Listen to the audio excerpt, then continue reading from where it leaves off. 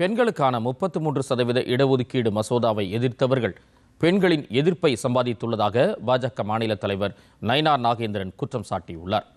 உதகையில் செய்தியாளர்களிடம் பேசிய அவர், தமிழகத்தில் திமுக மற்றும் காங்கிரஸ் இடையே குழப்பம் நிலவுகிறது என்றும், மத்திய அரசு எந்த திட்டங்களை கொண்டு வந்தாலும் அதை எதிர்க்க வேண்டும் என்ற குறிக்கோளோடு மாநில அரசு உள்ளது என்றும் தெரிவித்தார்.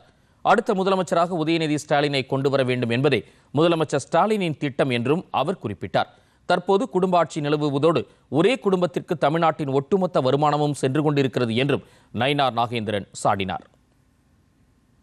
தற்போது நமது முதலமைச்சர் ஸ்டாலின் அவர்கள், உதயநிதி ஸ்டாலின் அவர்கள் ஒரு குடும்பத்தின் ஆட்சி நடந்து கொண்டே இருக்கிறது. ஒரு குடும்பத்திற்கு தமிழகத்தில் ஒட்டுமொத்த வருமானமும் போய்கிட்டு இருக்கு. இதெல்லாம் மக்கள் நீ பார்த்து மிக பெரிய அளவில் வெறுப்படைஞ்சு போய் இருக்கிறான். ஒரு வளமான நாடு உருவாகணும்னா பல மாறுதல்களை கொண்டு வந்தால் தான் நல்லா இருக்கும். இதுல பெண்களுக்கு 33% இடம் முக்கியத்துவம் கொடுக்கிறது வரவேற்கப்பட வேண்டிய விஷயம். இதனால பெண்களுடைய எதிர்ப்பை தான் அவங்க சம்பாதிப்பாங்க.